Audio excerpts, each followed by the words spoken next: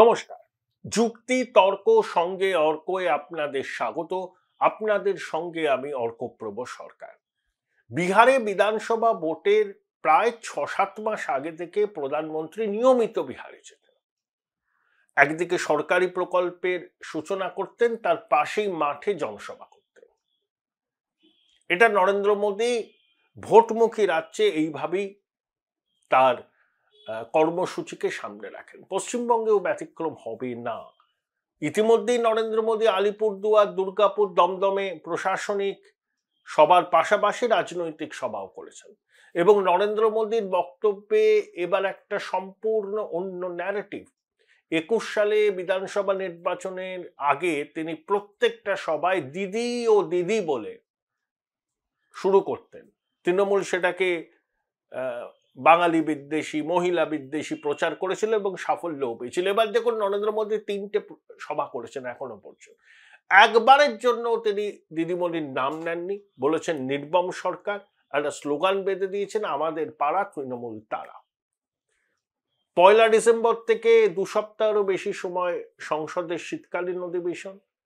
তার ফাঁকেই নরেন্দ্র মোদীকে রাজ্যে নিয়ে সভা করার পরিকল্পনা করেছে রাজ্য বিজেপি। সম্ভবত সংসদের অধিবেশন চলার ফাঁকে কোনো শনিবার রোববার তাকে নিয়ে আসা যায় কিনা। সম্ভবত রানাঘাট বা নদিয়ার কোনো জায়গায় সভা হবে। উত্তরবঙ্গে হয়ে গেছে, আপনার দক্ষিণবঙ্গে দুর্গাপুর, আসানসোল বেল্টে হয়ে গেছে এবং কলকাতা এবং আশেপাশে নিয়ে দমদমে হয়ে গেছে। নদিয়া জেলা, ওই জায়গাটায় রানাঘাট, মতুয়াদের সংখ্যা বেশি, আধিক্য। বিজেপি বারবার ওখান থেকে নির্বাচনী সাফল্য পেয়েছে। এসআইআর নিয়ে মতুয়া সম্প্রদায়ের মধ্যে বিভ্রান্তি আছে, যদিও বিজেপির নেতারা বলছেন একজন মতুয়ার নামও বাদ যাবে না, কমিশনকে উদ্যোগী হতে হবে। তাই নরেন্দ্র মোদী যদি আসেন মতুয়া অধ্যুষিত রানাঘাট প্রভৃতি অঞ্চলে, সেটা একটা বাড়তি তাৎপর্য থাকবে। এবং দেখুন ২০২১-এর সময় সিএএ পাশ হয়েছিল কিন্তু বিধি প্রণয়ন হয়নি। মুখ্যমন্ত্রী বিভ্রান্তি ছড়িয়েছিলেন যে আইন হলো, বিধি প্রণয়ন হলো না। এবার বিধি প্রণয়ন হয়ে গেছে, মানুষ সিএতে আবেদন করে নাগরিকত্বও পাচ্ছেন। এই প্রেক্ষিতে এসআইআর আছে। দিদিমণি বিভ্রান্তি ছড়াচ্ছেন যে এটা এসআইআর হচ্ছে এনআরসির আগের ধাপ। তা এই প্রেক্ষিতে নরেন্দ্র মোদী যদি আসেন তাহলে তো একটা তাৎপর্য অবশ্যই আছে। দেখুন ৭ই ডিসেম্বর ৫ লক্ষ মানুষ নাকি গীতা পাঠ করবে ব্রিগেডে। মহিলারা পবিত্র গঙ্গার জল কলস করে নিয়ে আসবেন, ধর্মীয় গুরুরা থাকবেন, বাবা রামদেবের থাকার পরিকল্পনা আছে। হিন্দু জাগরণের বিষয়টা হচ্ছে হিন্দু জাগরণ। বিজেপির তো এটা ঘোষিত স্ট্র্যাটেজি যে হিন্দু ভোটে যথাসম্ভব মেরুকরণ করা। মালদা উত্তর লোকসভা কেন্দ্রে হিন্দুদের ৮৩% কনসলিডেশন হয়েছিল বিজেপির পক্ষে, নন্দীগ্রামে ৭৫%। আর পশ্চিমবঙ্গে ওভারঅল যদি দেখেন ২০২৪-এর লোকসভায় ১০০টা হিন্দু ভোটের মধ্যে ৫৫টা বিজেপি পেয়েছিল। বিজেপির লক্ষ্য ১০০টা হিন্দু ভোটের মধ্যে ৬৫ থেকে ৬৭টা ভোট নিশ্চিত করা। তাহলেই ক্ষমতা দখলের জন্য যে ক্রিটিক্যাল মাসটুকুর প্রয়োজন, সেই ক্রিটিক্যাল মাসটুকু তারা পেয়ে যাবেন বলে তারা আশাবাদী। রাজ্যের ২৯৪টা বিধানসভা কেন্দ্রের মধ্যে ৭৪টায় মুসলমানরা সংখ্যাগরিষ্ঠ, তারাই সেখানে জেতা হারা নিয়ন্ত্রণ করবেন। বাকি ২৫টায় ২৫% আশেপাশে মুসলমান সম্প্রদায় ভুক্ত মানুষ, বাকি ১৯৪টা আসনে হিন্দুরা সংখ্যাগরিষ্ঠ। তাহলে ওই ৭৪টা আসনকে আপনি যদি বাদ দিয়ে দেন, তাহলে ২২০টা আসনের মধ্যে বিজেপিকে ১৪৮টা পেতে হবে। তার জন্য দরকার সার্বিক হিন্দু ঐক্য, হিন্দু ভোটের মেরুকরণ। যারা বলছেন না যে কিছুতেই পশ্চিমবঙ্গে ওই রকম মেরুকরণ হবে না, এবারে ফলাফল দেখলে আপনারা চমকে যাবেন যে ১০০টার মধ্যে কম করে ৬৫টা হিন্দু ভোট বিজেপির বাক্সে পড়বে। কারণ এখানে যেটা হচ্ছে, যেভাবে সংখ্যালঘু তোষণ করছে এই সরকার, সংখ্যালঘুদের উন্নতি কি করেছে বলুন? শ্বেতপত্র প্রকাশ করতে করবে না। কতগুলো স্কলারশিপ, কিছু চাকরি, মেনলি ইমাম মুয়াজ্জিমদের ভাতা দিয়েছে। আর শাহজাহান, জাহাঙ্গীর, কাইজার, মুদাসসারের মতো মুসলিম স্ট্রংম্যানদের একেবারে খোলা ছুট দিয়েছে, যারা দাপিয়ে বেরিয়ে মানুষকে একেবারে বিপন্ন করে তুলেছে। এরা ভোটের সময় দাপাদাপি করে, শাসকের পক্ষে ভোটটা নেয়। রাজভবন পাহাড়ের ওপারে যে ভারতবর্ষ, মানে বিহারের সীমাঞ্চল, 40% উপর মুসলমান ভোট, সেখানে এনডিএ 24টার মধ্যে 14টা আসন পেল, মিম পেল 5টা। মহাগঠবন্ধন মুখ তুবড়ে পড়ল। মিম মহাগঠবন্ধনের শরিক হতে চেয়েছিল আরজেডি কংগ্রেস, মিমকে বলেছিল বিজেপির বি টিম। তাহলে বিজেপির রাজনৈতিক আগ্রাসন রুখতে মুসলমানদের কাছে নাকি একমাত্র বিকল্প ছিল বিহারে আরজেডি কংগ্রেস বামপন্থীদের মহাগঠবন্ধন। মুসলমানরা এই ন্যারেটিভ গ্রহণ করেনি, মিমকে তারা বিজেপির বি টিমও মনে করেনি। তাই মিমের প্রার্থীদের ভোট দিয়েছে। 25টা আসনে লড়ে মিম 5টা আসন জয়লাভ করেছে এবং তাদের জয়ের মার্জিন যথেষ্ট ভালো। তাহলে রাজমহল পাহাড়ের ওপারে যে ঘটনা ঘটেছে তার অভিজ্ঞতা এখানে পড়বে না, তার কোনো গ্যারান্টি নেই। আসাউদ্দিন ওয়াসি এই প্রতিবেদন যখন করছি তখন শিলিগুড়িতে নেমেছেন। তিনি যাবেন সীমাঞ্চলে, মানুষকে অভিনন্দন জানাবেন তার জয়ের নির্বাচনী সাফল্যের জন্য। হুমায়ুন কবির 22শে ডিসেম্বর দল তৈরি করবেন। 6ই ডিসেম্বর ন্যাশনাল হাইওয়ের ধারে এখানে বাবরি মসজিদের ভিত্তিপ্রস্তর স্থাপন করবেন। সব ধর্মের মানুষকে আমন্ত্রণ জানানো হয়েছে, সন্ন্যাসীদেরও আমন্ত্রণ জানানো হয়েছে। তাহলে হুমায়ুন যদি মিমের সঙ্গে, ওয়েলফেয়ার পার্টি অফ ইন্ডিয়া, আরো ছোট ছোট দলের সঙ্গে, বাম কংগ্রেসের সঙ্গে একটা ট্যাসিক আন্ডারস্ট্যান্ডিং করে, ওই তৃণমূল 20টা আসন পেয়েছিল না মুর্শিদাবাদে, ওটা সিঙ্গেল ডিজিটে নামবে। এটা বোঝার জন্য কোনো পণ্ডিত হওয়ার দরকার নেই। একই পরিস্থিতি হবে মালদা, উত্তর দিনাজপুরে। মালদাতে তৃণমূল খাতা খুলতে পারবে না যদি না বিজেপি কোনো পোলারাইজিং ফিগারকে প্রচারে নামায়, যেমন যোগী আদিত্যনাথ, তার ভীষণ ডিমান্ড। কিন্তু মালদার মতো সংখ্যালঘু অধ্যুষিত অঞ্চলে যোগী আদিত্যনাথ প্রচার করলে হিন্দু ভোট তো কনসলিডেট হবেই, মুসলমান ভোটও আবার তৃণমূলের দিকে চলে যাবে। তাই যোগী আদিত্যনাথের মতো মানুষকে, নেতাকে, হিন্দু হৃদয় সম্রাটকে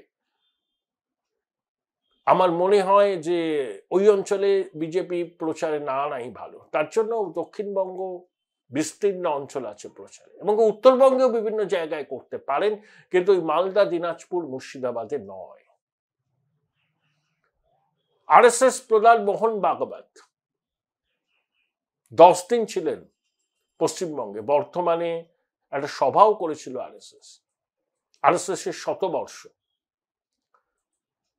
তা আরএসএসও এবার কিন্তু কি বলবো আর কি, সক্রিয়ভাবে মাঠে আছে।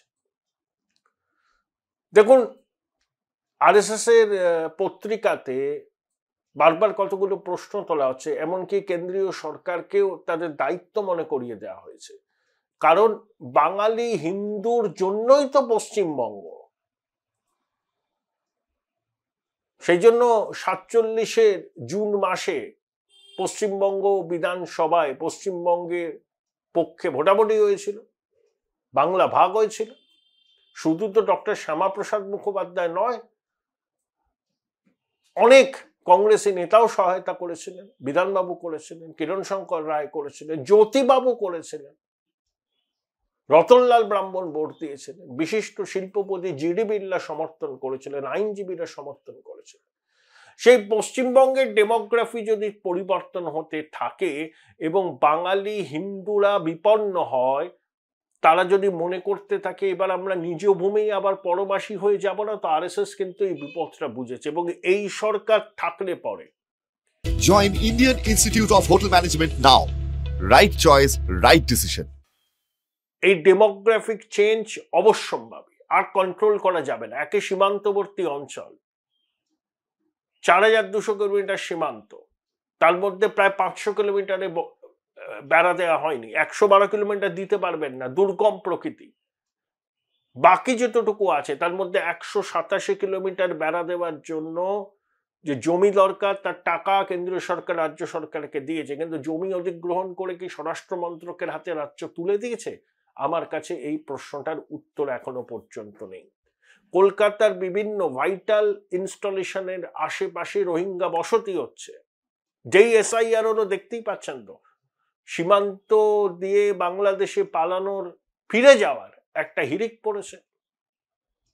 এটা তো হিমশৈলের চূড়া, বহু বাংলাদেশি লুকিয়ে আছেন, দেখবেন তারা অনেকে এসআইআর এর ফর্ম ফিল আপ করবেন না, তাদের বক্তব্য ভাই ভোটাধিকার যায় তো যাক, জনসমুদ্রে তো মিশে আছি, ভোটটা দেব না কিন্তু ভারতে তো থাকবো। তাহলে যে আরএসএস একসময় তৃণমূলের প্রতি কিছুটা নরম মনোভাব নিয়ে চলতো, তার কারণ ছিল তাদের মনে হতো যে তৃণমূল মন্দের ভালো, এদের তো কোনো মতাদর্শ নেই, এবং আরএসএস এর প্রভাবও তৃণমূল জমানায় অনেকটা বেড়েছে, শাখার সংখ্যা বেড়েছে। কিন্তু বিজেপি এখনো সেভাবে স্বাবলম্বী নয়, তাহলে বাম কংগ্রেস যেন এখানে মাটি না পায়, এটা আরএসএস এর একদম অবস্থান ছিল, প্রকাশ্যে তারা বলতেন না, কিন্তু এবার অবস্থানটা বদলে গেছে। তার কারণ আরএসএস ও বুঝতে পেরেছে যে বাঙালি হিন্দুর অস্তিত্বের সংকট হতে পারে, সেজন্য এবার তারা কিন্তু একেবারে কোমর বেঁধে নেমেছে। আরএসএস তো ওইভাবে মাটি, এই মাইক ফুঁকে প্রচার করে না, তারা একেবারে গ্রাসরুট লেভেলে চলে যায়, তাদের বিভিন্ন শাখা সংগঠনের মাধ্যমে ঘরে ঘরে ডোর টু ডোর ক্যাম্পেইন, বিশিষ্টজনদের সঙ্গে আলাপ আলোচনা। শুনলাম মোহন বাগবাজি পশ্চিমবঙ্গে এসে বিশিষ্টজনদের সাথেও আলাপ আলোচনা করবেন। তাই দেখুন, আরএসএস এর সঙ্গে বিজেপির একটা দূরত্ব হয়েছিল লোকসভা নির্বাচনের আগে, প্রধান সেবকের অহংকার মানায় না, সঙ্গপ্রধান বলেছিলেন, নিশানায় কে ছিলেন আপনাদের বুঝতে কোনো অসুবিধা হয় না। তারপরে জেপি নাড্ডা সাক্ষাৎকার দিয়ে বলেছিলেন যে বিজেপি অনেক বড় হয়ে গেছে, এখন সবসময় আরএসএস এর সহযোগিতা না পেলেও চলবে। পরিণতি কি হয়েছিল? 240-এ থেমে গেছিল বিজেপি, যারা 400 পারের স্লোগান দিয়েছিল 240-এ থেমে গেছিল, শরিক নির্ভর সরকার চালাতে হয়েছে। তারপর প্রধানমন্ত্রী, বিজেপি নেতৃত্ব এবং আরএসএস এর মধ্যে দফায় দফায় আলোচনা করে সম্পর্ক এখন অনেক স্বাভাবিক। সেই জন্য দিল্লি, হরিয়ানা, মহারাষ্ট্র, বিহারে আরএসএস এর কার্যকর্তারা, স্বয়ংসেবকরা একেবারে গ্রাসরুট লেভেলে প্রচার করেছিলেন বিজেপি এনডিএ প্রার্থীর সমর্থনে। তার মধ্যে হরিয়ানা, মহারাষ্ট্র, দিল্লিতে তো সবাই জানে, বিহারে হয়তো আরএসএস হরিয়ানার মতো স্ট্রং নয়, কিন্তু স্ট্রং তারা নেমেছিলেন। পশ্চিমবঙ্গে গোবলয়ের মতো আরএসএস স্ট্রং নয়, কিন্তু আগের থেকে তাদের শক্তি অনেক বেশি, তারাও নেমেছেন। মোহন ভাগবত এখানে বারে বারে আসবেন, মোদিজি আসবেন। যে কারণে আরএসএস এর অবস্থান বদল হয়েছে একটাই, যে বাঙালি হিন্দুদের জন্য যে পশ্চিমবঙ্গ, সেই পশ্চিমবঙ্গের ডেমোগ্রাফি এমনভাবে পরিবর্তন হচ্ছে, আগামী দিনে সেখানে বাঙালি হিন্দুদের সংখ্যাগরিষ্ঠতা নিয়ে প্রশ্ন থাকতে পারে, তারা বিপন্ন বোধ করছেন। সেই জন্য আরএসএস কিন্তু এবার নেমেছে, একেবারে নেমেছে, কোমর বেঁধে নেমেছে, তাদের মতো করে নেমেছে, বিজেপির পক্ষে নেমেছে।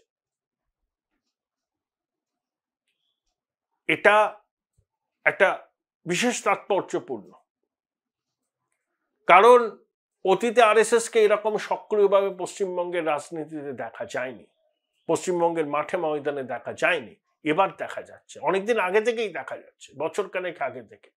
যত নির্বাচন এগিয়ে আসবে তত তাদের সক্রিয়তা বাড়বে, এবং বিজেপির প্রার্থী বাছাইয়ের ক্ষেত্রে আরএসএস এর সে এবার অনেকটা বেশি থাকবে। এইভাবেই এগোচ্ছে বিজেপি, এভাবেই এগোচ্ছে সংঘ পরিবার। রথযাত্রার পরিকল্পনা হচ্ছে। বিজেপির 5টা সাংগঠনিক জেলা, উত্তরবঙ্গ, নবদ্বীপ, রাঢ়বঙ্গ, কলকাতা আর হাওড়া, হুগলি, মেদিনীপুর, 5টা জায়গা থেকে 5টা রথ একটা পয়েন্টে তারা মিলবে, সেখানে হয়তো প্রধানমন্ত্রী সভা করবেন, এবং প্রত্যেকটা রথযাত্রার সূচনার আগে বিজেপির কেন্দ্রীয় স্তরের নেতারা সেই রথযাত্রার সূচনা করবেন। বিজেপির রাজ্য সভাপতি শ্রমিক বাবুর সঙ্গে এই নিয়ে চূড়ান্ত পর্যায়ের আলাপ আলোচনা চলছে দিল্লিতে। তাহলে মাল্টিপ্রং স্ট্র্যাটেজি, একদিকে হিন্দু আবেগকে সামনে রেখে হিন্দু ভোটকে সংহত করা, একেবারে গ্রাসরুট লেভেলে স্বয়ংসেবকরা মানুষের কাছে গিয়ে প্রচার করবেন।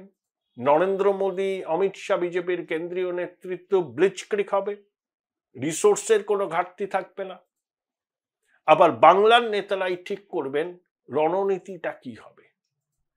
আগের বারের যে ভুল বিজেপি করেছিল, কৈলাস বিজয়বর্গীয় তিনি এই রাজ্য বিজেপিটাকে হাইজ্যাক করে নিয়েছিলেন, এবার কিন্তু হবে না। বিজেপির নেতারা আসছেন তো, সুনীল বানসাল, ভূপেন যাদব আসছেন, পরে ধর্মেন্দ্র প্রধান আসবেন, আরো অনেক নেতা আসছেন। তারা কিন্তু ব্যাক রুমে থাকবেন, ফান্ডটাকে প্রপারলি চ্যানেলাইজ করবেন। টাকা পয়সা বহুত এদিক ওদিক হয়, সেটা যতটা সম্ভব কম করা যায় সেটা নিশ্চিত করা।